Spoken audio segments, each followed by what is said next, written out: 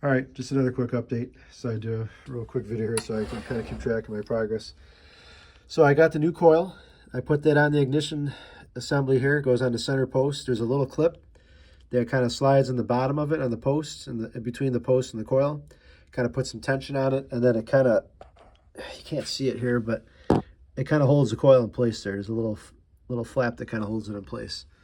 So I got that on there, and then I had to take a new lead wire and thread that in there. So there's like a screw in this part right here. Tip the saw over here. Right here, there's like a threaded screw that kind of sticks up. So you take your lead wire, you push it on there real good, and you start twisting it. You just keep turning it and turning it and turning it, and it threads itself in there, and then the wires kind of get all, connected to that. So you got a good connection there. And then I twisted it a bunch of times, got it on there good, pulled it pretty good, it didn't come off, so I know it's on there good.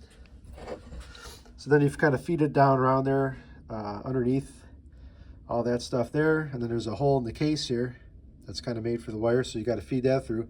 That's a little bit challenging because that hole is not very big and it kind of angles out. So when you're feeding it through, it kind of wants to go the other way, go straight instead of coming out. So I just got like a little screwdriver and kind of just pushed it up a little bit while I was pushing, and it kind of fed it up through the hole. So it wasn't that hard, but just a little tricky. So then this lead wire that I got was a little too long. It kind of went all the way up to like maybe here. So I just trimmed it. I kind of eyeballed it and figured, okay, I kind of want the boot here. So, and I got a little bit of slack. I can pull it in a little bit more if I want here. So I still got room, but I wanted to have it not too much slack, because then when I originally put the heat shield on, this guy, it didn't want to seat down because the plug wire was like bulging way out here, so it was like pushing this up. So anyway, I trimmed that down, got that to where I needed it to be, and then there's a metal piece in here. I'm not sure what the terminology is. I'm tired, and I don't know anyway, but someone will tell me. But that little guy in there, the Mr. Metal guy, whatever his name is. So that one's like a little looped around wire there, metal, that connects onto the end of the spark plug. Well, that has to go onto the wire somehow. So it has like a little prong that sticks out, a single prong, and just kind of push it into the center of the wire. Make sure you get where the wire is not off to the side or whatever. Get it started, and then I got a pair of pliers and just smash it in there real good. And then I just put a little bit of oil on the boot on the inside here and just kind of pushed it up, and it slid right on. So it was no problem. So it appears to be working fine. Pops right on there and secure, so that's good. So yeah, that's cool. And then let's see, I got new condenser. There's new points in there.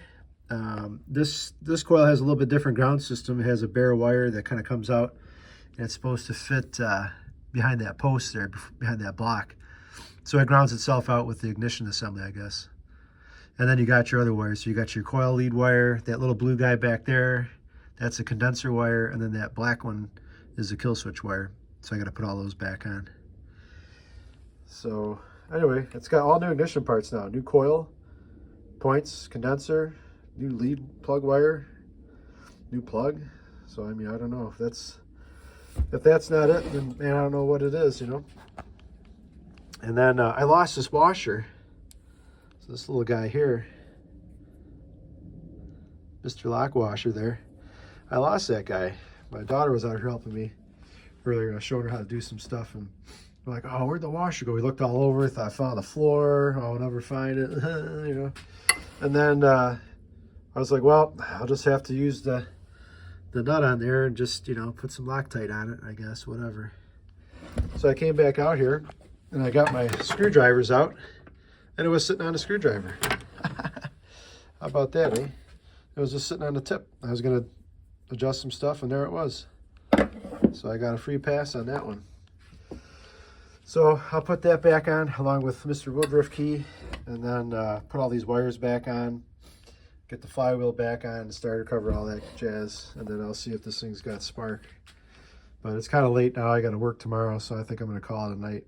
But I wanted to at least get this stuff done so there's some hope, So that's kind of where I'm at. And yeah, like I said, I'll put the rest of it together probably tomorrow after work, and I'll see if it has spark. And if it's got spark, then I'll try and fire it and see what it does. Maybe it'll run good finally. I don't know. Wouldn't that be amazing? All right. Anyway, that's where I'm at. See ya.